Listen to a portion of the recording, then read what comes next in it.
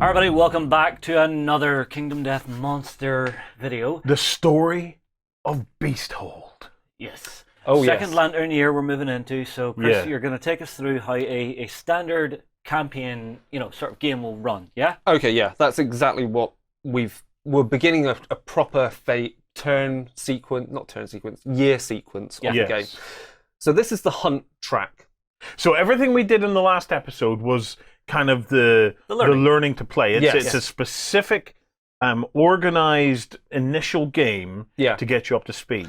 This is now a real Lantern year. And the good thing is that the game does have a way that if you are starting a new campaign and you've played it before and you really don't want to do the basic line, it tells you get this many random survivors, you get this amount of resources, and you roll to see how many. So you could skip that. Essentially, it tells you how to skip it in a mechanistic manner, so that's fine. So I've noticed that this time, right down the center of the board, we have another beautiful card fold-out Well, this piece. is actually the other side of the settlement. card. Okay, yep. Again, for space saving, fans have done their own versions, but this is what it looks like. So what we've got is our survivors at the one end. Here we are, and that's Warren. In blue. We have Chris. Me, far left. This one. We have Justin. Actually, no. Oh, no, there's Justin. No, this is me this time. Oh, is this you this time? He's got a I've got a sword. sword. Oh, yes. So This is John. So that model in red is one of the two models that are based on the Intimacy event artwork. And so there are essentially 2 extra starting survivors that you can't customize. So you do actually get 6 starting survivors that aren't customizable. And you could play this 6-player? And you can actually play a game 6-player. That does make it a lot more murderous as well. Everything gets harder. You got more players, but it gets harder. I like the fact that it scales like that, though. There's so much you can do with this game, it's unreal. Right, so this is the hunt. This is the hunt. So each of these locations represents part of our journey trying to find the lion. Specific zones on the hunt track are given a white lion hunt event card that comes from a specific deck. So again, you randomize, you shuffle the deck, draw the cards, place them in those locations. And they are the lighter coloured ones on the table here, yeah? No, this Dark is the ones. white lion. Because it's got a lion on there. Okay, Yeah, sorry. it's got a lion on it. And these are the regular And ones. this is your standard hunt events. And the standard hunt events, they're all the same. I think that they've done that simply. They've got then room to expand and add entirely new Cool hunt stuff, yeah. cards. So what in the narrative perspective is happening here? Well, we were in our settlement. We've kind of tooled up a little bit. And Are we in- now going out to kind of hunt monsters to try and feed if we the settlement? if we don't, we're going to starve. Right, okay. Okay. And if you starve, I guess the only way you're going to go forward is eat each other. And I don't think we've let's not go down that route we've yet. not got that far yet to make that decision. Okay. So we're going to hunt, and in turn, each of the characters will say, Yeah. if we had 4 players, each player would take a turn. Yeah. Each of the characters is the hunt event revealer, and they reveal the card. The hunters move forward onto that zone, and we play out what happens on that card. Okay. So the first card is a white lion hunt event. All right, well, if I'm controlling 2 characters, so I'll go first and last. Okay. Okay? Okay. So I'll start with John. Send him out first. He will do this and move forward. And you move everyone else forward with Okay, him. so everybody else moves forward Yeah. as You well. don't have to do it. It's just Yeah. just Well, it's for- nice. It, Yeah. it looks good. So we know what's everybody going on. has moved up, and we have found marked territory. Okay. So, Okay. the white lion has marked this area. If any That means survivor, he peed on it, Justin. yeah, if any survivor has understanding 3+, they realize the area is covered in. Piss.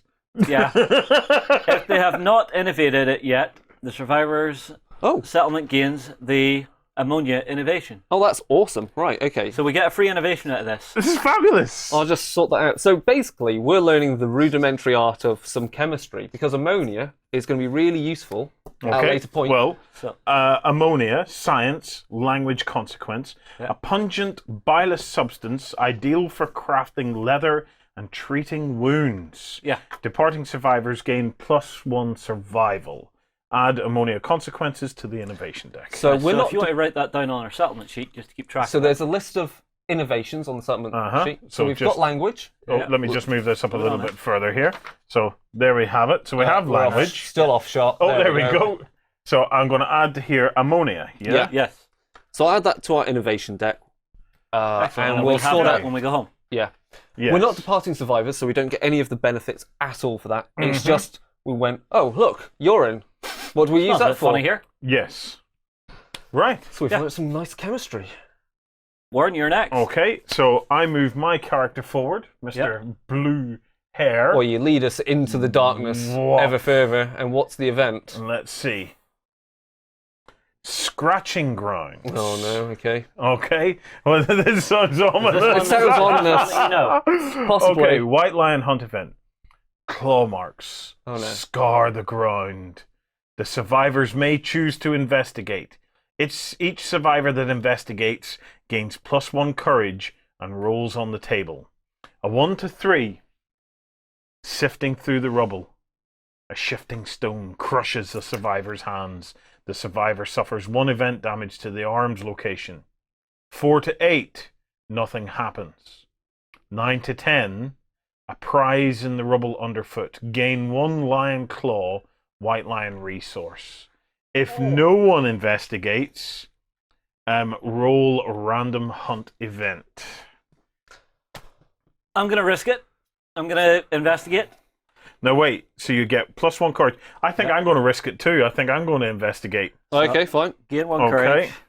I'm just going to say we kind of fudged it on this card because it actually says if you've got 3+ understanding, we get it. And we have to roll a random event. Let's do everything. Let's do that first. All right. Right.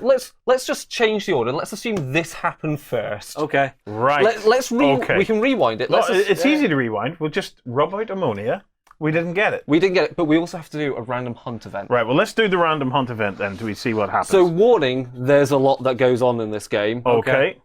But I think the other thing is, don't punish yourself if you do mess up, because part of the fun is the story that emerges. Yes. So, yeah, it happens. Right, so the random hunt event table then. You revealed this, so you can roll this. So D100? D100, white is 10s, and we go to the wonderful list of horrible stuff. 92. 92, okay. Okay. A high roll. Is it good to roll high? Well, event 100 is really good. I have had that in my own personal campaign. Okay, a failed start. The survivors find the tattered remains of 4 humans. Oh no. Okay. Clad in loincloths and still clutching the stone shards, they bear the distinct marks of white lion claws. Oh, well, that really fits in. For a random event, it fits perfectly. Each survivor suffers 1 brain damage, event damage. Now, okay, when it says event damage, that means you mark off damage as normal, but you don't.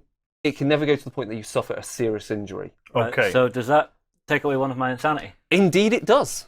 Oh, right. And I think that means poor old John. It goes straight to his head and straight to his mind. So that takes me down to 4. Takes me down to John's 3. Taking a damage to his brain. Okay. Rubber. Does that mean that John falls over on the? Well, no, because he can't be knocked down on the hunt. Okay, right. Which is so there is a so difference between damage in the hunt and damage at showdown. Okay. And of course, damage that happens at a settlement, because you can get serious injuries. Okay, but we've got more. Each survivor gains 1 founding stone gear. Bleeding heck, that's amazing. Yep, I think I remember this event now. So you get a founding stone, I get a founding stone, you get a founding stone, and John gets a founding stone. Which, of course, we already know how good these things are. We can throw them, get critical hits. I think that lion is going down very quickly. I'm just surprised they didn't think to throw the rocks at it. If any survivor has 3+ understanding, they get +1 d10 insanity. We don't. Yeah. Okay. So that's that event over. Now we continue with the proper one. Okay. So actually, that rewind wasn't too bad. I'm going to make John investigate. So we're on this. Will we send John in to investigate? I'm going and he's going. Okay. I'm controlling John, he's going. What's John doing? He's investigating. I think I'll go and investigate as well. Oh, man. Okay, go on. Okay. What's John? Okay, so it's roll 1 d10. A d10. Okay. Yeah, so you're controlling the event, Warren, so you roll first. Okay, so this is for me.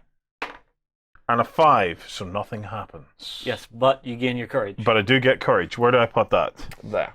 So you now have courage 2. I have courage 2. Which is good then. Yes. So, I will roll for myself first. Uh-huh. Oh, 1 to 10. 10. Excellent. Yes. So you gain 1 lion claw, white lion resource. Yes. Okay.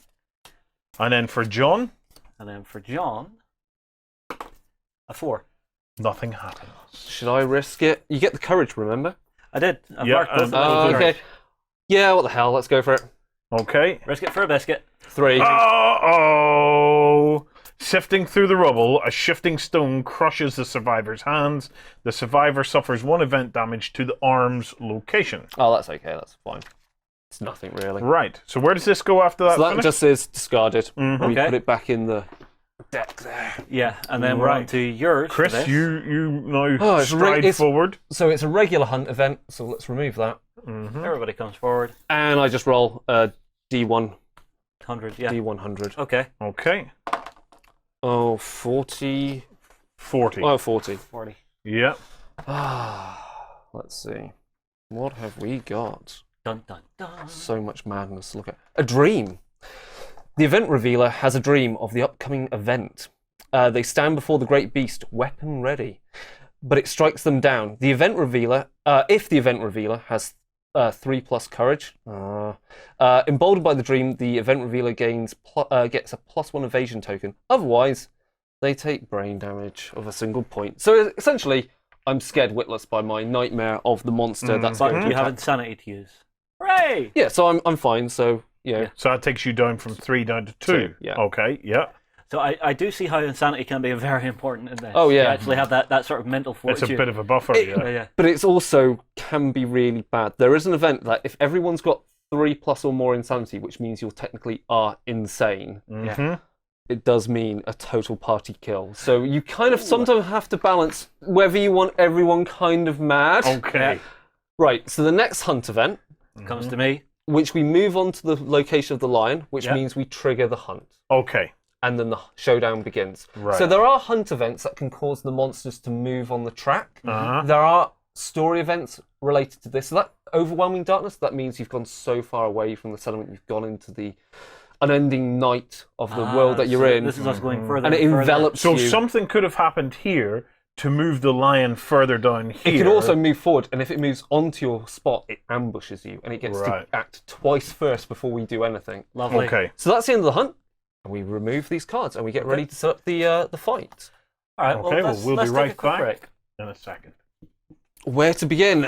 We are back with it with the game. We're at the showdown phase. We have tracked a white lion through the nightmare darkness. Yeah. And you randomly pull some terrain, and also some terrain has to start on the board. So again, in the book, it tells you how to set up the table. The survivors, much like in the very first fight we did, have to set up in certain locations relative to the monster. Well, I think, Warren, you're too close. I think you still need to set You yourself. have to be at least 6 squares away, no more, no less. Okay, so and that's counted in a cardinal direction. 2, 3, 4, 5, 6. Yeah. Or you could set up behind the wall, because the monster's going to get the first turn.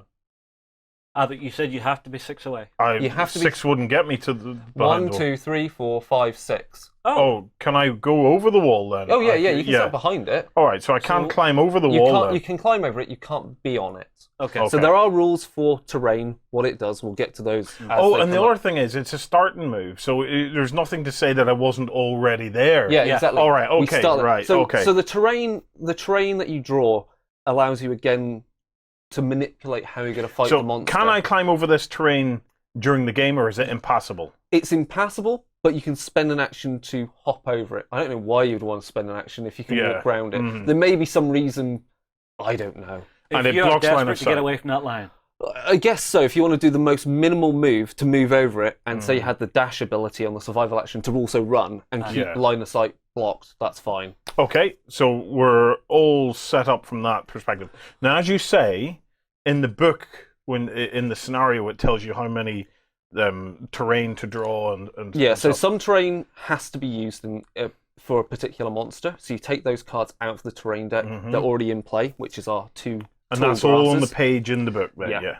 Okay, so can you quickly talk me through what we have? So we have over there the monster kind of... Yeah, so the AI deck is constructed as it shows from this card here. So as you see level 1, it says we have to have, from the monster AI cards, we need 7 of the basic ones and 3 of the advanced. Again, randomly drawn, randomize the deck, prepared. Now, unlike the first mission where they were in a particular order, this time We have no idea the order these and the same with the hit locations. We have no idea what order of those, so we can't just do that quick, cheeky founding stone hit. And the lion is now toughness 8.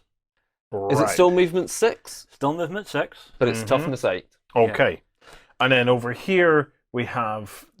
we've got basic resources and white lion resources, because sometimes when you hit a certain location, it tells you to draw something. It's just useful to keep them there ready. Yeah. And we've got the terrain cards. Okay. So let's talk a bit about the terrain. So we know we have a collapsed pillar, which blocks line of sight. Yep. What are these over here? So we've got their tall grasses, because the lion likes to roam the nightmare prairies or... The nightmare savannah. Savannah, yeah. And so for those, they give us +2 evasion while we're there. So we're too hard... Now the lion needs, on most of its cards, I think it made 4+ to hit. Yeah. And we can spend an action, and then we can disappear into it. So it says here, if you have the priority target token, if we annoyed the lion, or done something to make ourselves the target, we remove it. And if you basically, you're no longer a threat. So again, when you go through the list of things the lion has to do in order to choose a target, you are no longer a threat. So you're no longer on that option or that option. Unless, of course, it sniffs, in which case everyone's a threat again. Okay. And then finally, we have this little token. So that's here. an ore vein. So we can spend an action, and we can, if we have a pickaxe, it's a bit easier to do so. But you roll a d10, or if a pickaxe, you roll 2d10. Consult the chart, and it says whether you find anything. So if you find nothing, or you can extract ore, in this case iron. And iron is a very important resource. In the early game, not so much, because we haven't learnt how to melt. Is it worth collecting, though, at this point, if we can? It's worth it if we've got the chance. Right now, I think if we can whittle down the lion, and if we see an opening, go for it. Okay.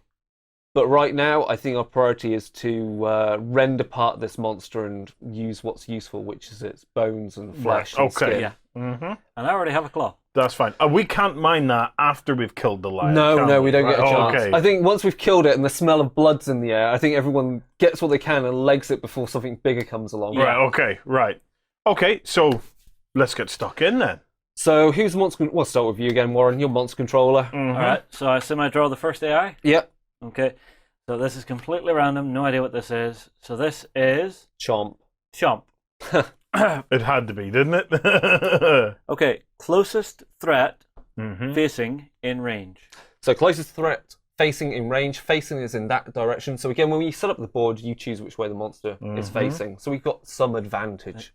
Okay, next up, closest threat in field of view. Which is us 3 here and not you. Yep. Because you're out of line of sight. Okay. So, we pick. So the closest threat in field of view is this. Okay. Well, I'm 1, 2, 3, 4, 5. Wait, that's quite wrong. It should be 6. I think I've maybe counted from somewhere else to get 6. Well, whatever. Move me back one. Or move back one there. Okay. So we should have set up there, but you're within 6, and we're both within 6. So you've got the choice of who you want to go for. Anyone you want.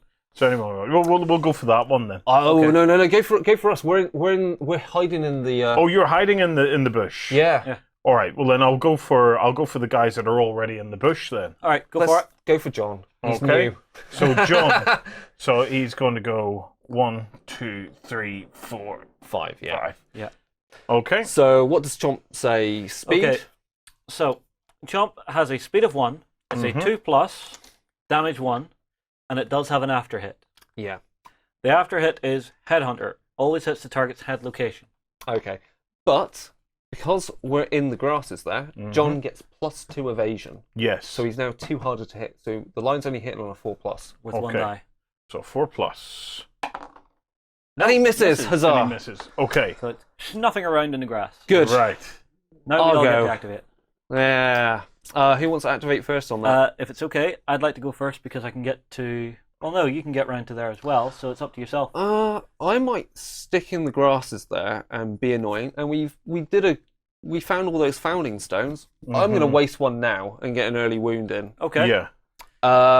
Let's do it. Let's get an early wound in. Okay, so we go for a hit location, and it is not a trap. Huzzah! It's again. the beast's ribs. Good. So critical. The force of the blow breaks the white lion's ribs, weakening it. The white lion gains -1 toughness. Oh, excellent. Okay. Okay. So I'll find a toughness token. All right. Well, while you're hunting for that, you remove one from the AI deck, don't you? Yep, I do. So okay. Whatever was going to happen next, I assume we don't get to look at these. No. No. But it is -1 toughness. So do you want to know the great thing? For me, that means I'm now wounding this thing on a 4+. Which is great. Okay. That's great because you've got your sword, which is a strength of 2. Yep. You've got a permanent strength of 1. Yeah, which is 3. Which and is now 3. It's -1. Yeah. So force. Okay. So I'm going to move in. 1, 2, 3, 4. And I'm going to go a 5th just because John will get to activate and move up around to here. That's a great idea. Now I'll attack it with my sword, which is speed 2, so 2 dice. Needing, what to hit? The bone sword needs a 6, Sixes? but it's now 5 because it's a rear strike. Lovely. So this, I should chew through this. He says, what do you see? 2 hits. Good, okay, yeah. So I get to take 2 wound locations. So which sounds good in theory, but you're more likely to get a trap, aren't yeah, you? this is the balance. Like I've hit its heel and its hand. Some wounds have a lot of speed. Some weapons have high speed, and you know at some point as you whirl through that hit location deck, you know if you've not drawn a trap card, you're kind of like going, I really don't want to be hitting And the with fact this that the weapon. trap cards are reshuffled in, then it just Okay, so the order I'm going to do these in, I'm going to do its heel first because that's not got a reaction. Yep. And then I'm going to do its hand because that does get a reaction if I fail. Okay. The likelihood of that is low, but go for it anyway. So I need a 4 for each of these. So the first is a wound, is a wound, and the second is also a wound. Are any of them critical because of your luck, or he's got no luck on this weapon, and he has no luck as a stat there, so And they're none just of these basics. are super dense, are they? It doesn't say they're super dense on them, Okay, so it would so- say across the top there if they were super dense. Okay, so that's 2 out of the deck. Wow. Okay, so that's 3 early hits. We've got it down to 7 cards left. Beautiful. Okay. I shall have a go. Okay. Can I even? What is the range of my founding stone to throw it? Your founding stones is anywhere on the board. They are the ultimate one-shot weapon. Do you need line of sight? I would assume yes. I would assume, it's going to be a target, so it should be yes on that. So if I move forward, you would have to move around. If you move around, well, let's see. If I go 1, 2, 3, 4, 5. 5's your move. 6. 5 5 is is your your move. move. 5's my move. Well, if I go to there and start making my way towards the ore, good idea. okay? Yeah. And I'm going to fire my founding stone in. Yep. Okay. Try and get them kills in early. Yep. All right. Okay. So I will flip the hit location, not a trap. Okay. You've hit it in its maw, In the maw. which is a critical, which is actually fantastic for us. Yes. Yeah. So, the blow destroys the white lion's jaw. Persistent injury, no jaw. Affects some AI cards. Oh, this is a good one. You need to roll a d10 for me now, Warren. Okay. On a result of a 5+, the lion's jaw flies off its face. The attacker gains +1 courage and +1 survival. Oh. 4. But it does, however, mean that the lion can no longer bite at us, which is great. So I take another AI card out here. Yep. So just make sure I've only got the one. Put that there. Ta-da! Okay, so we have John left. You've won. I've done mine. I smacked it with Just the founding John stone. to go. Yeah. So John wants to run around the rear. Yeah, John goes 1, 2, 3, 4, 5. Should he throw his thing in? No, he's got a dagger. So he's going to use it, all right? Yeah, let's because use it's that. got speed 3. Okay. So that's 3 dice, needing a 7 to hit, which becomes a 6 because of the rear arc. Okay. Yeah. So 6 is 1. Okay. That's okay. So it's 1 wound on it. Uh-huh. So its hit location is... come here. It's ear. Okay. So on a failure, the white lion jumps back without turning, move the monster 1 space directly away from the attacker, cancel all unresolved hits now out of range, okay? Right. But this is the only one. On a critical, the force of the blow damages the white lion's ear. It is now partially deft. It gains a -1 accuracy token. Partially deft. Yeah. Dear partially me. deaf. Not even deafened, no? 3, so no damage. Okay. So it's a failure, it's a so the white fail. lion gets to move back. Right. And I assume that pushes myself and John? No. If you read it, away from you, doesn't it? It turns round to face you and it jumps backwards. Is that right? What it says? Without turning. Without turning. Move the monster one space directly away from the attacker. Oh wow. Okay. Yeah. So it doesn't turn around. It moves forward. But it collides into me. Yeah. So when you do collision, the survivor gets sent back 5 squares. Mm-hmm. That can mean they collide into terrain and other things and stuff happens. There are rules that so I get sent back and I stop there. If you're forced to collide and you're already at the table edge, you just move along the table edge. Mm-hmm. It just makes things simple. So the line is there and that's it. Okay. That'll be turn. Okay, it's monster go. I get to be the controller. Okay, Chris, you're controller. Okay. So I'll grab the next AI card, and it is Lick Wounds. Oh, annoying. But if the monster has no wounds in the wound stack, discard Lick Wounds and draw another AI card. Mm-hmm. Okay. Full move the white lion. Move the white lion directly away from all survivors, turn to face the closest, and heal 1 wound. Okay, so the majority of us are here. Yep. So let's decide it goes 1, 2, 3, 4, 5, 6. Because that is pretty much away from everyone, including you. Yep. Turns to face. It'll heal 1 wound, so I assume I put that one back on. I would put it on the bottom of the deck just because it keeps the random order that's there. Mm-hmm. That's fine. It then has more. It has more. Of course it does. Yeah. Oh, here we go. Move the top card from the wound stack to the bottom of the AI deck. I was right. correct. Okay. Mm-hmm. And then return Lick Wounds to the top of the monster's AI deck. Oh, okay. We really need to get rid of that wound on it because otherwise it's just going to heal everything we've done. Yeah. And those founding stones would have been for nothing. Yeah. Mm-hmm. So basically, now's when you want to use that founding stone. So yeah. this will go back to here. I know. I've only got 1 founding stone left, so someone else might. I've got 1. Yep. So and John's got 1. It's our go. So who do you think should activate first? Well, does the monster doesn't fight then? The lion doesn't fight. Okay. It runs away and licks itself. Okay. Right. So I'm going to use John's one. Okay. So I'll use his founding stone. Yeah. Yep. To do 1 automatic critical hit. So we grab the wound location. Don't be a trap. Not a trap. Hit it in the elbow. Okay. So the critical wound, the monster howls in pain as the blow breaks its elbow with a sickening crunch. Mm-hmm. Non-deaf survivors gain +3 insanity and may stand if they are knocked down. So we're gaining 3 insanity again. Oh wow! Okay. Oh wow. Right, that takes my insanity level up to 7. I'm on 5. Yeah. Okay, so that's quite high. Eraser? Yeah. There you go. We do not want that card now that it'll kill the entire party. Oh yeah, that'd be. And then we can remove that top card. 3. Mm-hmm. So the top AI card we disappears. get rid of it. Yeah. And of course we know what that is. Yes. So that's now gone. So that really does show when you have to use the right weapon to your advantage. Mm-hmm. And with it having a higher speed than us, we could be left chasing it the whole time. Exactly. Right. Of course, if we had really wanted to be I think I'll go next. Before that, because John uses activation to do his combat action. Yes, he could now move. I think he should be sensible enough to run into that grasses and be safe. Yeah, so John from here will go 1, 2, 3, and 4, just to be at the back of the grass. Okay, fine. So you want to go next, Warren? Yes. Yeah, I'm go for thinking, 1, 2, 3, 4, 5. Yeah. 1, 2, 3, 4.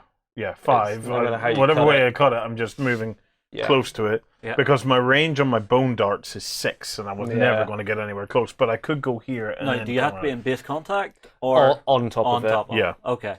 But next turn, you can it's fine. Mm-hmm. We're doing all right. So yeah.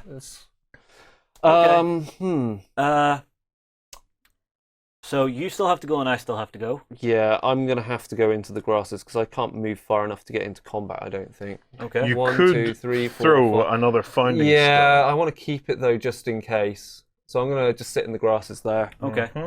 I'm gonna take the lead on this one. So I'm gonna go 1, 2, 3, 4. Yeah. Because that way the line will probably come after me next, and I think I'm in the best position to actually take the hits. Yeah, no, that's right. So turn. Yeah. So Okay. Monster control over to you, Justin. Yeah. Monster AI. It's grasp. Uh-huh. So Closest knockdown survivor in range. Nobody's knocked down. Mm-hmm. Closest survivor in range. That'll be me. Yep. So I will gain an insanity, taking myself to 6. Okay. And from here it'll go 1, 2, 3. Yep. And be into me, which is fine. And what does it say? So it's a speed 1, accuracy 2, so 4 because I'm in the grass. Yep. It's got an after damage. The white lion isolates its prey. Full move the white lion away from all threats. Target suffers grab. Yeah. Which is basically it drags you along and you are knocked down, placed in front of the lion. If it hits. Yeah. Yeah. Well, on a 4+, it's a fair chance. A 2. It misses. We're okay. Well, in fact, it's after damage, so you could have dodged it if it had hit you. Yeah. But it missed. It missed. It's there. It flails. It's wasted its time. Yeah. I'll go. Yeah. So, what I'm thinking is I'd like John to go first into the rear. Up to you. I'm not too sure what I'm doing yet. Yeah. 1, 2, 3, 4, 5. Good, John. Yep. And John will hit it with his 3 dice attack. You're burning through these hit locations with that, though.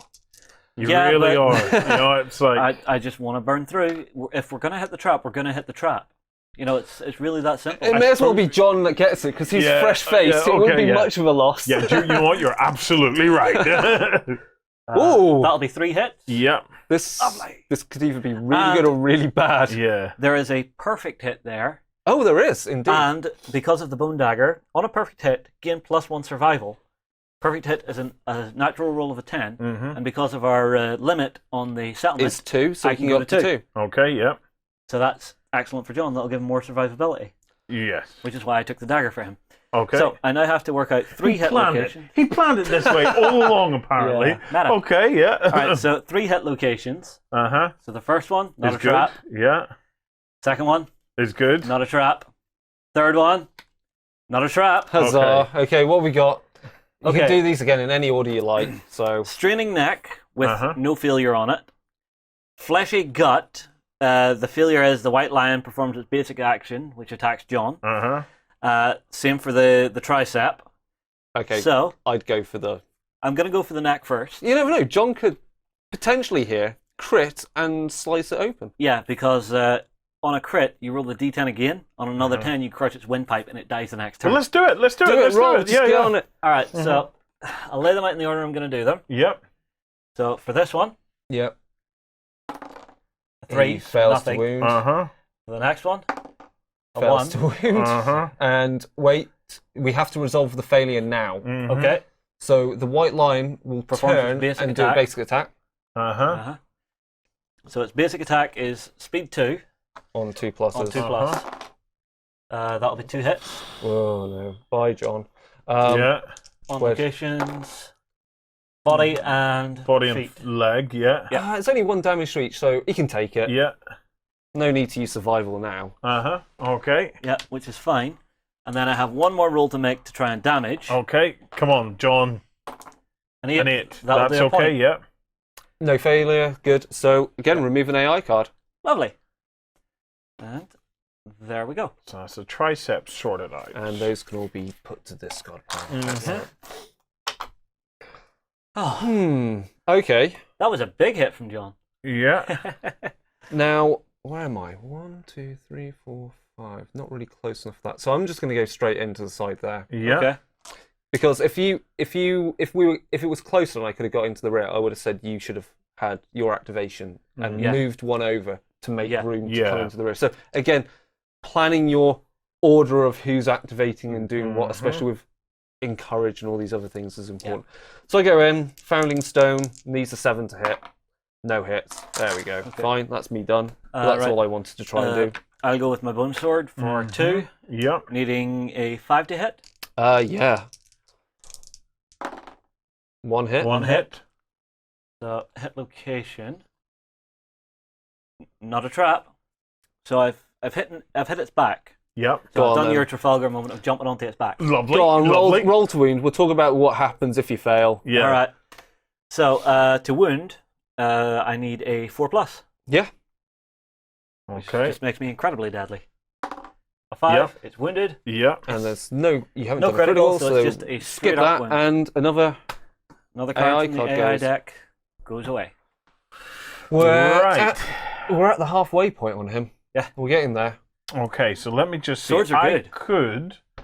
I could either go 1 here and start mining for ore, or if I go 1, 2, 3, 4, 5. And then it's not diagonal, so it'll be 2. All right, 1, 2, 3, 4, 5, 6. So you're out of range. So you may as well. And honestly, we've got this. You may as well go get ore. Well, you say you've got this. That's a level of confidence from someone that's not experienced a trap followed by a trap. For the purposes of demonstration, I will mine for ore. Okay. So how do we do this then? So essentially, you don't have a pickaxe. No, I don't. Yeah. So you just roll a d10. So roll a d10. Let's see. Oh, an 8. Excellent. So that's the middle result. Okay, so the middle result is find something shiny, gain 1 iron strange resource, and archive this terrain. So you just basically give me the that card. That goes back in the deck. Warren, quick question. Do you want the shiny? I love the shiny. Yes. Terrain card, so the terrain piece that you're on, is removed from the game. Okay. So I can't mine anymore? No.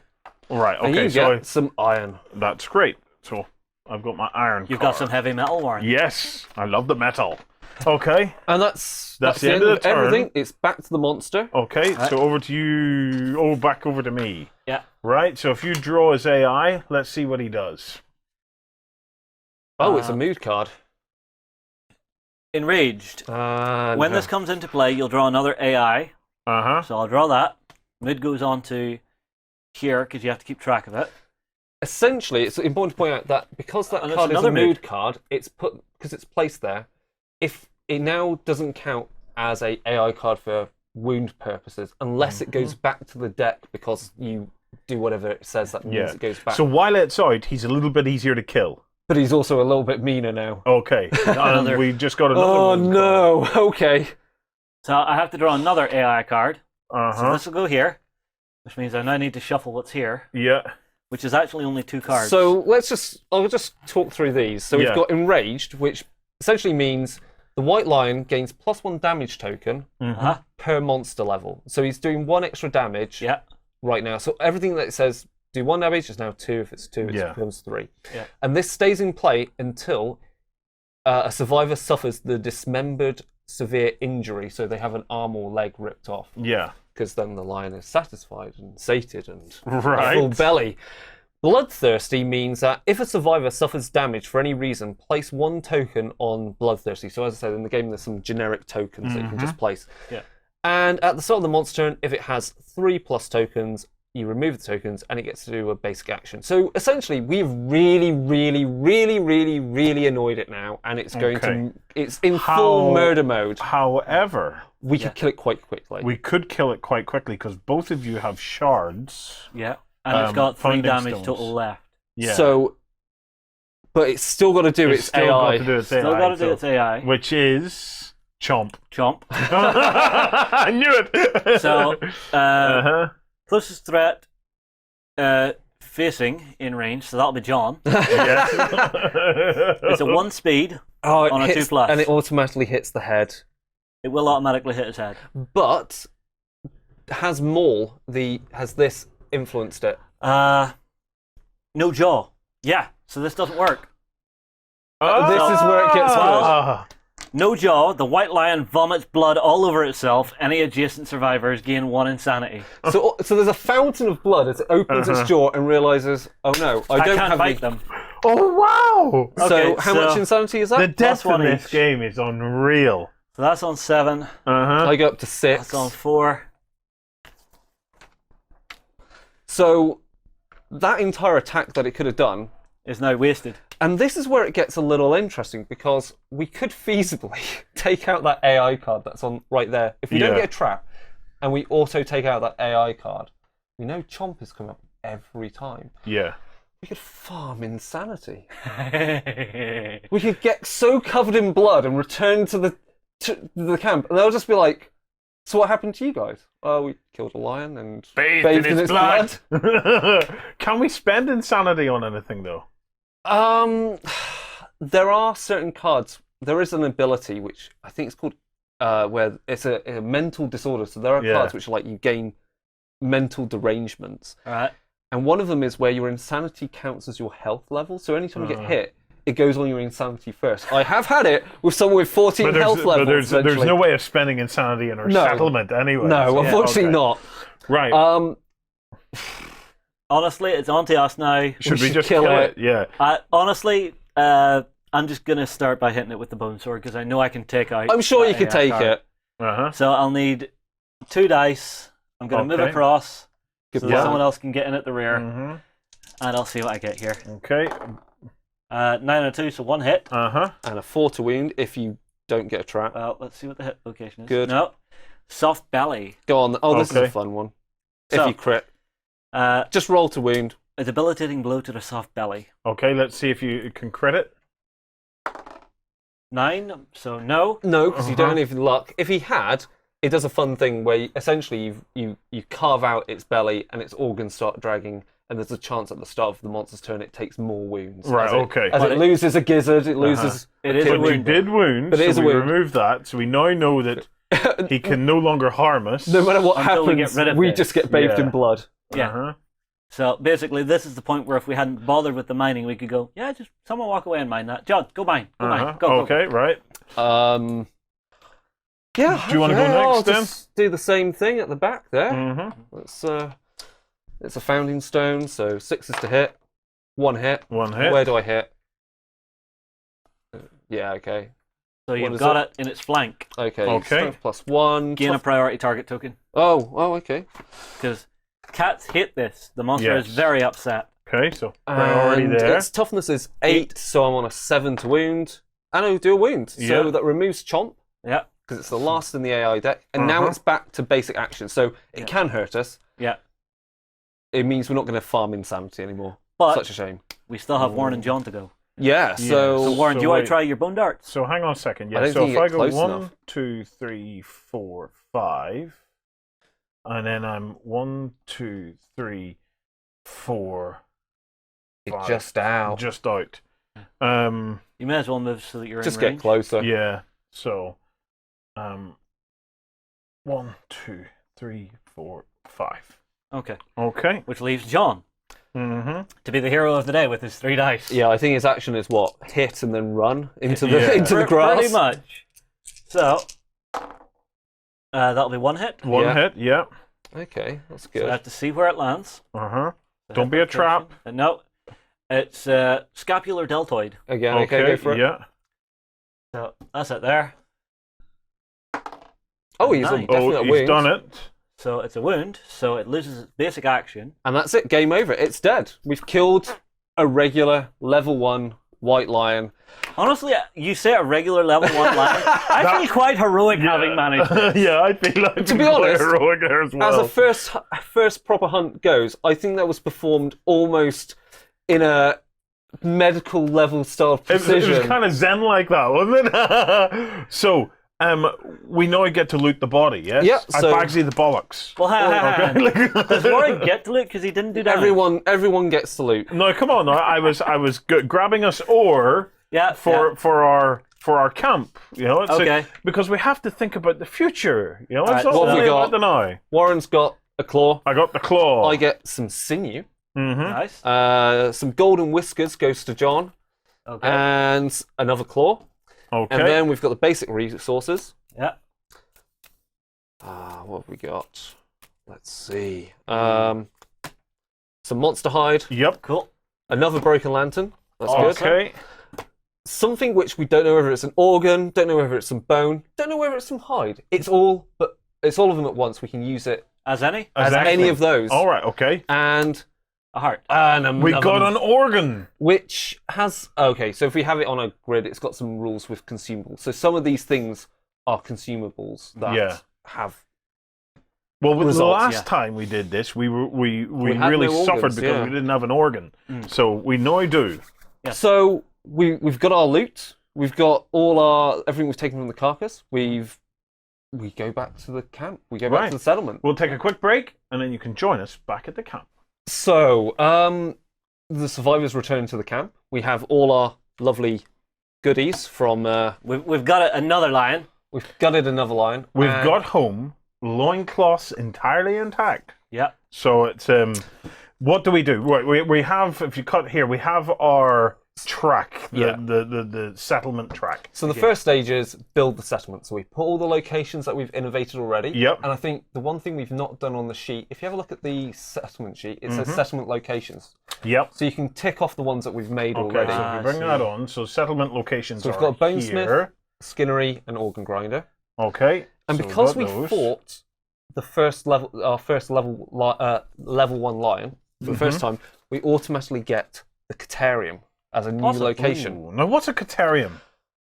It's exactly what it is. It's you make stuff out of big cats. So it's weapons now. Catarium, of course. So right. basically, we've done enough hunting of lions that we know where the bits go together. Right.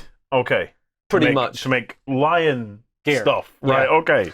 So we build that. We build our innovation deck based upon what we have at the start. Yes. And we've got language as our innovation that we've already innovated from our first game, first playthrough.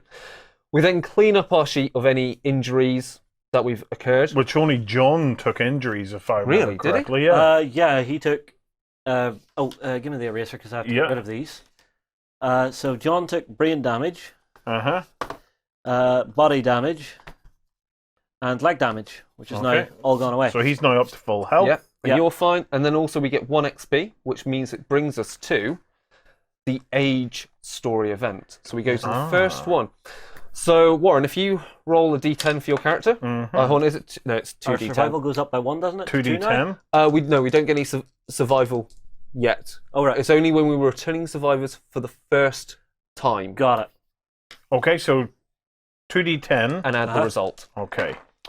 So you've got a 9. Which means you get 1 random fighting art. So I can find fighting arts. If you just shuffle those.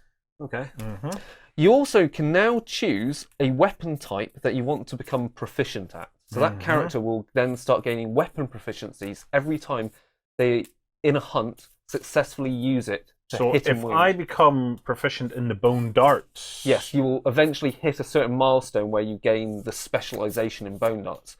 And eventually, once you max out that weapon proficiency, you become a master of that weapon. And once you've mastered it, the entire camp gains the specialization. Right. Okay. All right. So if you had a club and you were beating things with it, you could become a master of the beater. Yeah. Yeah. Okay. All right.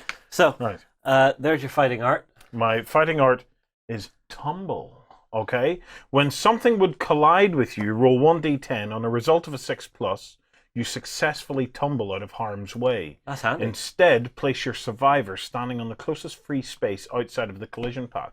So if I'm going to become like a dart thrower, things will come charging at me, and I can kind of tumble out of the way. So you're writing down in your fighting arts. Fighting arts, and we'll keep that separate for now because we might have to again randomize for another character. Okay. The best thing to do is once you've if you're managing your game, is you keep those in the deck and you only get them out once you're either randomizing to draw them or you're setting up ready to fight. And so where do I record my specialization then? So your specialization is here, weapon proficiency. In the type. So do I put in bone darts then? Or is it ranged? What type of weapon is it? It says it's thrown. Weapon, ranged, thrown, So bone. It's a thrown weapon. So my speciality is going to be thrown. Yeah. Yeah? Okay. All right, so do we each get to do this? No, Warren only just rolled for it, so it's off there. But I've now hit the you've got an age, so you can do that as well. Okay. And do I mark my first thing off? You haven't yet gained that. Okay, right. Okay, so 4. 4. You get +1 permanent strength, and can choose a weapon type. Do you want to go for swords? Yeah, let's go with swords. Yeah. So I'm now at +2 strength. I will do the same as well. Let's see what I get. I get an 8, so that's another random fighting art. Okay. And let's see, what have we got here? I do like the organicness of this. I get the ability which is called Leader, So what does that say? I think it's whenever you encourage a survivor, they gain +1 speed token until the end of the round. Nice. So that means I could encourage you, and with your sword, it goes for that round. You actually get 3 dice to roll to hit. Nice. Mm-hmm. Now, John doesn't get this because he's sort of lagging behind. Yeah. Okay. But importantly is Abby, whose character sheet we put in storage. Okay. Because it's now the new settlement phase, she can come hunt this next time. Okay. Honestly, let's leave Abby just staring at the wall of lanterns, being the priestess. And we'll keep John coming with us, I think. So we've done the experience. We've done all the age-related story events. The next thing is the settlement event. Okay. So we draw the top one of that. We draw the top one. Again, that's all randomized. Remembering we don't put first day back in that deck at all. That's only for the first time around. Okay, so nickname. Right. Every returning survivor gets a nickname. Each roll a d10 on all 3 charts below. Add the nickname to the survivor's current name. A survivor may only be nicknamed once a lifetime. Okay? So, depending on what you get here, you can actually get bonuses and minuses to your stats. So you roll on all 3 tables, yes? Yes. Right, so a d10 on each. So Right. So roll one at a time. Roll the first one. Warren. 4. Dingle. Warren Dingle. Warren Dingle. And next. 5. Fool. Warren Dinglefool. Okay. And 3. Warren Dinglefool of the Lantern. Right. Any bonuses? How would I know? Because it says beside it. Beside the name, it says a plus or a minus. So if you roll really high or really low. Oh, no bonuses. Nothing right now. Okay. Right. Warren Dinglefool of the Lantern. Warren Dinglefool of the Lantern. So put it onto your name. So what do I get? I get Dingle. 9. Savior. Saviors always use this result, which we don't have. So Dingle Savior and of the Lantern. So Chris Dingle Savior of the Lantern. Okay, we're family, obviously. Right, and me. Please be a 2. A 7. Okay. So 7 is wise. 6. Wise fool. Okay, wise fool. 7. Of the Lantern? Yeah. So we are a family. So wise fool of the Lantern. What about John? Do we roll for him as well? Yes. Yeah, so John, first 5. Is brainless. Brainless. 8. Savior. Brainless savior of the what? Of the Lantern. Of the Lantern. All right, now, because my handwriting is god-awful. Yeah, okay. Okay, so... Which were you, Justin? I was... wise fool of the Lantern. And John was brainless... Savior of the Lantern. Wow. Okay. Lovely. We're all of the Lantern anyway. So we got no bonuses, but also we didn't get any penalties. Yeah, but that was just a little bit of fun. Yeah, I mean, some of the event cards are notoriously horrible, but... Okay. So we're done with those, and we can get rid of them for now, because we're not going to use that deck So anymore. everybody moves forward, yeah? Yeah. On to number 5. No one died, so we don't need to update the death count. Okay, so we now move on to number 6. So we update the timeline. So if you tick off the box on the timeline, on the next one, so it's Lantern Year 2. Yeah, Endless Screams. Uh-oh. So we go to the Endless Scream story event. Okay. I do like the way that this is... I've said I like the organicness, and I mean that because it feels natural the way the characters are growing. Yeah. So, Endless Screams. A scream pierces the silence around the settlement. As the noise fades, a chorus of horror rises up in answer. The settlement erupts into chaos, trying to comprehend the source of the terrible wail. You may now hunt the screaming antelope. So you add that to the quarry list. Okay, so to the quarry list... So I think it's down the bottom. There, yeah. Screaming stick it off. antelope. Okay. You can also keep a list of what monsters you've killed and what level for, bragging rights, I guess. Nominate a single survivor to stand amongst the madness. They gain +1 courage and also gain. They also become the voice of reason, and we have to roll on that. So who do we want? I'll do that because I've got 7 brain. Insanity. Yeah, that's. I have 7 insanity as well. All right. Or we could choose John. I mean, he's fresh-faced. He's got nothing else going on for him right now. Where's John? I think you still have John there. Oh, I still have John here. There we go. He's brainless as well, so he's like, whatever. It's screaming. I'll scream too. We all scream. Okay. Well, he's got 4 insanity. Yeah, okay, roll for him. All right, so what am I looking to get? So he gets +1 courage first. Okay. I think he's already got a courage, so this is a good choice. It gets him closer along on that track. Yeah. In fact, did you not already have 2 courage, Warren? I did. Oh. So do we want to? Yeah, actually, let's game it. Let's give you some courage. Okay. So Warren, it'll be you get +1 courage. Okay, so I'll go. We'll get to the event of that as well in a moment. But let's deal with this. Triggers an event. I roll a D10. A 5. The survivor, so Warren, realizes that the noise is most likely from another strange creature that lives out in the darkness. After some effort, they manage to calm the settlement. The survivor gains +1 understanding. And returning survivors, that's all of us, gain another +1 insanity. Okay, so it takes that to 8 for me. Oh, wow. All right. And I'm up to a... Have you got the eraser there? Yeah, I just have to sort John out because he's now on 5. So, yes, you really do need to buy a lot of... You need to rub out a lot on these. There are... I think it's wise to say that the fans of this game are great, and there are fan-made trackers that you can use on apps. Honestly, John, or Warren, what I'm thinking is, you see if we laminate these and just get a really fine tip dry erase marker? Yep, could work. Right, so now what? Now I have to play out Bold. Which is a event, so we go to Bold, which is in here.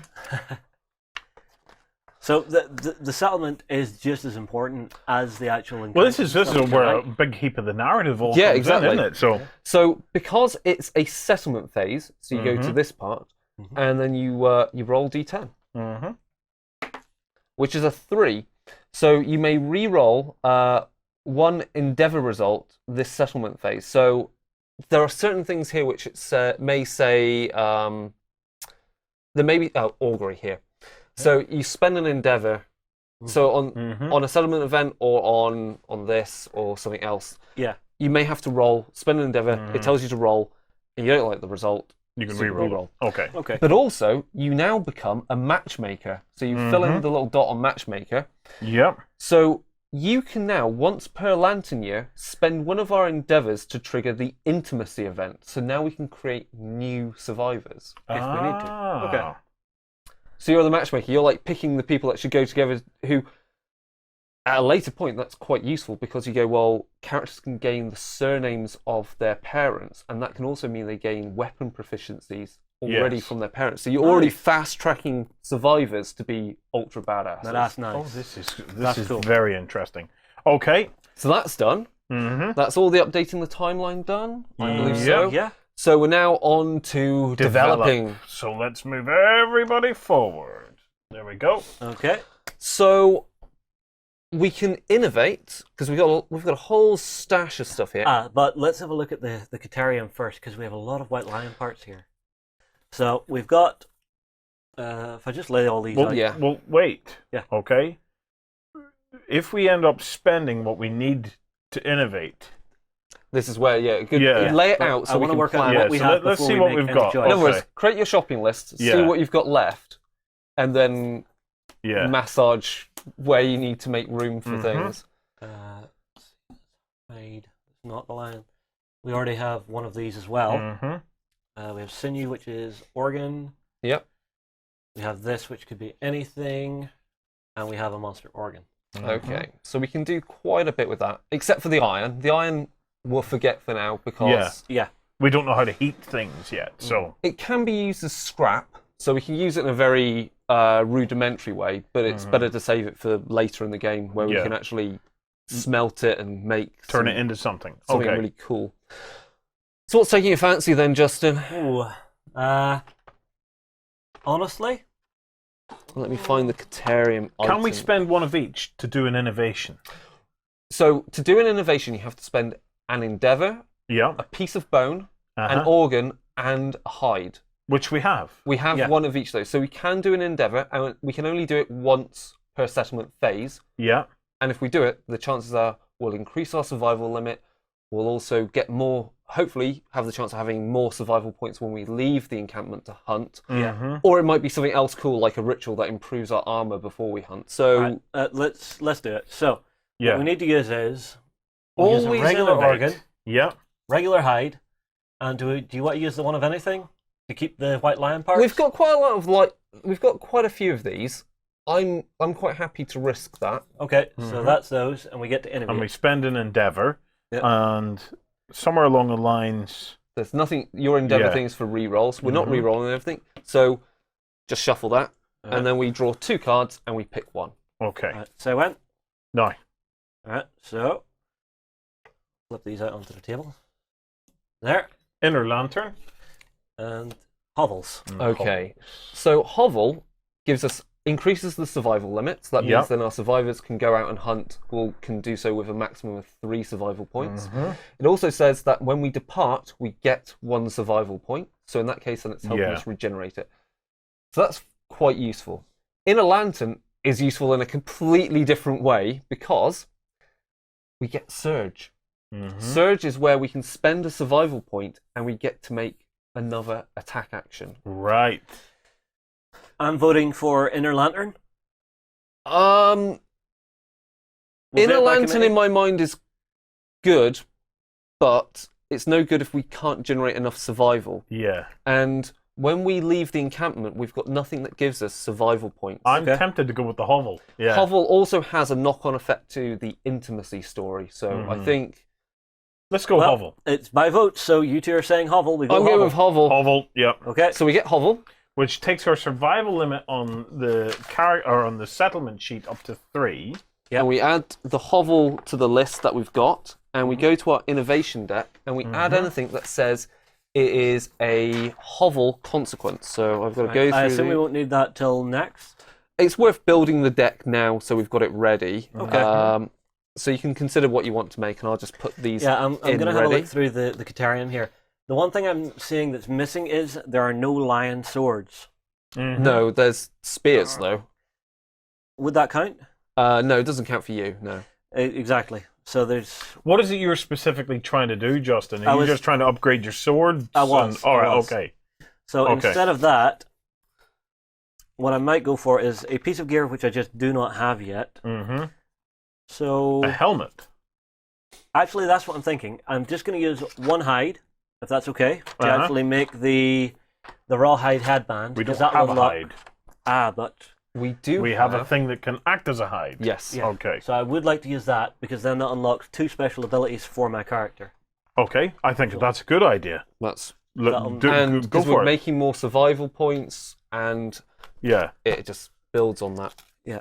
So that fills my character out. So now I've got also the reveal 2 AIs and place them in any order, and I'm also getting +1 evasion. Exactly. And given that you're survivor, and we've got to think of it in the grand scheme of things, that it's not just your character that you've named. These are the survivors we need to propagate through the entire campaign. Yeah. He's a good one to keep alive with that invasion because he's got 2 strength already, which is monstrous at this early stage. Yeah. So and then my sword's giving me another 2. Yeah, we've got to keep him alive. Yeah. So having that, I think, is very useful. Okay, so if I can ask then, right, on this stuff here, right, if we cut to my... Yeah, if you put it forward into shot. Okay. So, I currently have a red at the bottom here and a red there. Yeah. Right? If I got something that joined up those reds, what happens? Maybe nothing, maybe something? So if we go to Justin's example here. Yeah. Okay.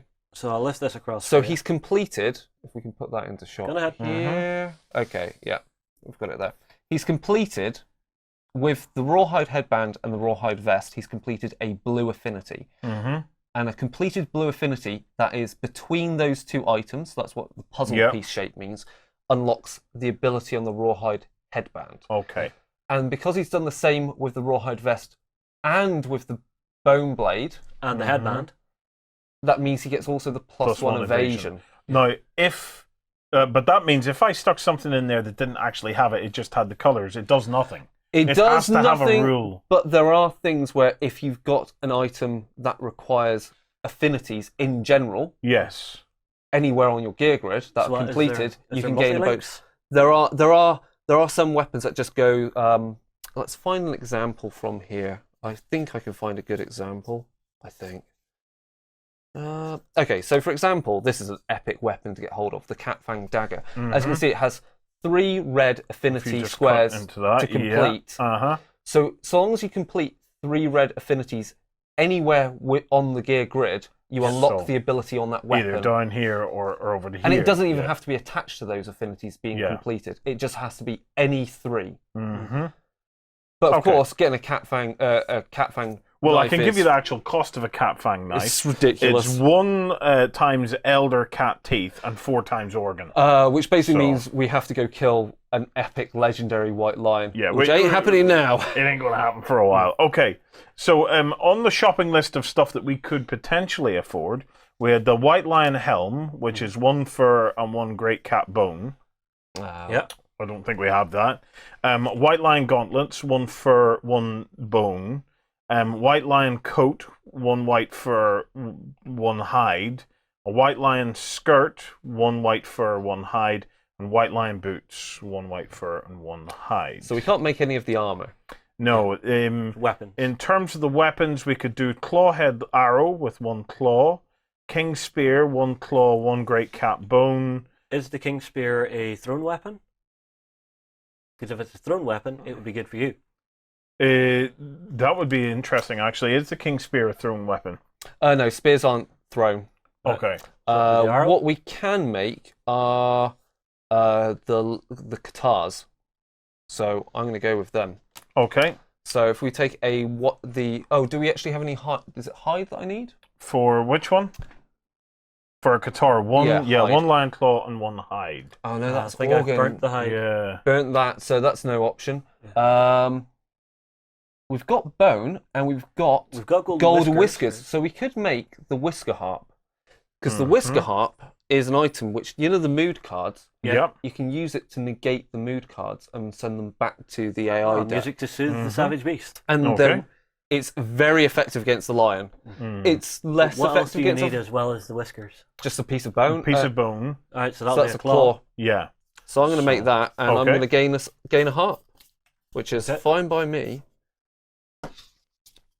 Now, Warren, you still can go to the Skinnery, the Bonesmith, and the other place if you want. Is there any point in me making more darts? No. No. No need for that. Okay. So is there anything there that would join up my skull helm and my bone darts? Something that will give you a 2 bonus. reds, so You could take the rawhide. No, we don't have bone hide. dagger would potentially do it, maybe, or Bone dagger would do it, yeah. But I don't think you get any benefit from that. No, it doesn't. So you're not generate gaining any benefit. So the other thing is, it may not even be worth spending these resources might at be this just moment. keeping it. And just record them, keep them, and use them at a later point. Because if we can get some nice bone, like for the spear, if we get some great cat bones, we can make a really good spear.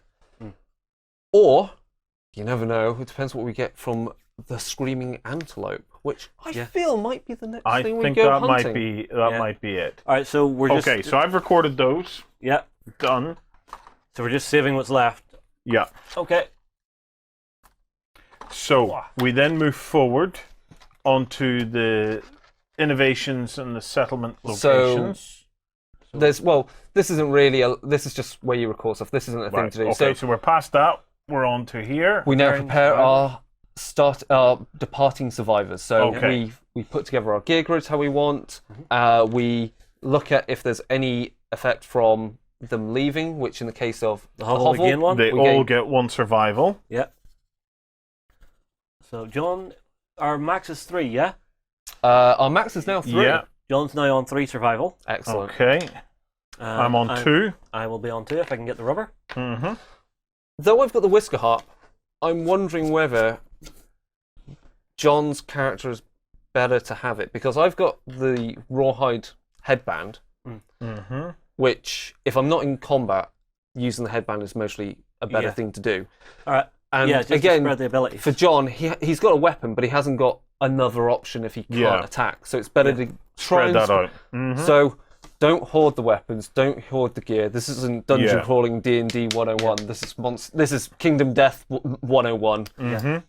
Spread the load. And we still have 2 of the finding stones between us as well. We do. We still got... So we've only used one endeavour so far. Yeah. Yep. So we've still got an endeavour we can go to the augury. So we can send a survivor there to see what happens. It does. There is. Can we only do it once? We could do it once, but remember, I think we can re-roll the I can result. re-roll the result. Yeah. Right. So let's send someone there, and we can re-roll the result. So if we send you there, because it's your re-roll. Roll your die. So it's an 8, which is really good good. because it triggers Intimacy event. okay. Making babies. And then I can also spend one endeavor to trigger an intimacy story event as well. Yes. So we could have 2 intimacy events. And this is actually really quite important because it unlocks a principle, which is the principle of life. So this is the first time we do it. Let's see. First time we do it, we'll do principle of life first. So what is it? Principle life. It's in alphabetical order. Death. That's not what's happened yet. Conviction. Life. So we have to make a decision how we're going to treat our young. Are we going full out 300 style and going, it's not good enough, and cast them aside? Or do we protect the young and try and nurture them? So do we nurture the young with affection or without mercy? Affection. Honestly, we're in a really rough world, Warren. I'm tough love. I'm making the call on this. We're going for affection. I'm gonna say affection, but I just because it's quite good. I don't know. We're in a very rough world, but it's on the vote, so you guys get it. Well, I'm the daddy because I'm the one that rolled it, so I'm going to say affection. Okay, we're going to protect our young. Protect the young. Because if we don't, what was the point? So, if we're doing it with affection, the settlement embraces the new child with warm arms, which we'll roll in a minute. The settlement gains the principle of protect the young, find the card, place it there, then roll 1d10. So roll it. We don't get a re-roll, though, on this one. It's a 6. Okay. The child is raised by the entire settlement and endowed with hopes and wisdom of all. The newborn survivor gains +2 understanding and the strategist fighting art. But that's if. That will be if we actually get the child from the intimacy event. So we still have that to do. So we know the result that should lead to, but let's do the intimacy roll. Okay. So and can Warren re-roll this or roll twice because he can activate it twice? No, because you don't have any re-rolls on this one. So we just roll this, but we do have hovel, which influences whether our newborn is a special child. Okay. So just roll 1d10 again. 1d10 again. Which is a 7, which is fine. So what we need to do now at that result, we should have first, we're trying to get through this, but you choose 2 consenting survivors. Okay. Male and female. So we can name what you would do at this stage, because you don't want to risk your current survivors that are already being developed. I would name a male and female that we've not used yet. Okay, so let's go for our amorous couple. We'll call them Adam and Eve. Yeah, that's good. Okay, so Adam. And we've got a new child now. And Eve. Okay. So the new child is we choose a sex, so it's a male. Okay. And that would be Cain. Okay, no, we're going full biblical now.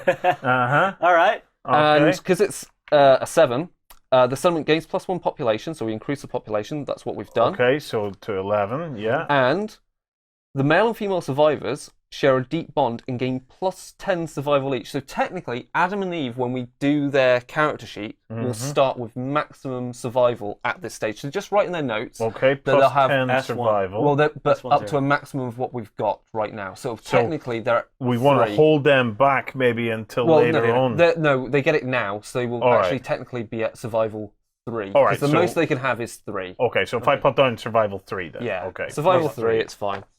Okay. So that's useful. We don't have a bed, so that's no advantage there. We've done that. And this new child starts with +2 understanding. And the strategist fighting art. Okay. So they've basically been given the entire knowledge of the camp. Everything we've learned so far. And they're now like an expert, like the expert hunter. Yeah. And according to my sheet, we get to do it again. You can spend another endeavour and do it again. So we can now do this. We have nothing else to spend endeavour on, really. Well, hang on. We spent 1 for an innovation, 1 for the augury. Yep. And now one two for left. Warren's ultimate, or for Matchmaker. Warren's actual matchmaker. So I roll again on the intimacy chart. So 2. Oh dear. So we would have had to choose again. We should choose beforehand. We would choose the unnamed ones, and the settlement is cast into gloom. The female survivor perishes with her child at birth, and the male survivor will gain a random disorder and +3 insanity. So again, we had a male and female unnamed. Yeah. So let's wipe out one of those. The list. So remove one of the female ones. Away. Okay, so a female is gone. So just put a line through there for now. Okay. And a male one, we can name another male survivor that we had. So another male survivor. Did we have another male survivor unnamed? Oh, we'll have. No, we didn't. We should have chosen one before we do this. So we'll have chosen. Who didn't fight? Oh, we'll choose mine. Let my character take this. Okay. You should really choose that before the roll, but we'll get ahead of ourselves there. So I get +3 insanity and a random disorder. Okay. So you need to roll a disorder. I need to. Oh dear. And because someone's died, we tick off a death on our death count. No, that's lost settlements there. All right, that's lost settlements. Okay. So where's the death on the other side? On the other page. Yeah. And now we have to consider what happens when someone dies. So we've actually gained another principle. Okay. Oh. So, okay. We're learning something. We're getting well into We're learning something. Through strife and pain, we learn to grow and become better. Yeah. So the principle is death this time, is it? Or? Yeah. So I'm a rageaholic, which means whenever I suffer a severe injury, I also suffer the frenzy brain trauma. Okay. So rageaholic. Oh wow. Okay. Everything is now coming out of this game. Rageaholic. Okay. Frenzy's pretty good. It means you can't spend survival, but I think you get like +1 strength. Okay. For the time of fighting. That should have went on me. And I think you also get like strength 3. And I think you also get +1 speed, which is good. Wow. What else? Oh, we've got to do the principle of death. Principle of death. Let's back to the book for this bit. What have we got? Principle, Principle Society, Principle New Life, Principle of Death. So, we're in the camp. Do we either do we become cannibals or do we revere the dead? Do we create graves or do we carve up the dead and take from them resources? What are the advantages? No. There's no advantages to carving up the dead. No, but there's no advantages to it, right? Because in survival, there are principles to survival, okay? Killers never get buried inside the walls, okay? So it's... are we back to you watching The Walking Dead? So, my vote is, we do the graves. We respect the dead. We've been really nicey nice so far, I think. Yeah. Am I going to get outvoted This is a resource game, so I'm sorry, but I think we need to get everything we possibly can out of life. And death. It's grave. No, it's going to be cannibalized, isn't it? Oh, goodness me. So we are protecting our young, but we're going to eat the dead. But this is not a bad thing. So we record principle of on there. So we tick off the population increasing. First child is born. First child is born. Okay. Tick off the dead. First time death count is updated. Yeah. And then you tick off on the principles. I think. Principle death. Principle new life. Here. There's one that'll say cannibalize. So we've protect the young, and death is cannibalize. Yeah. Okay. What does cannibalize do for us?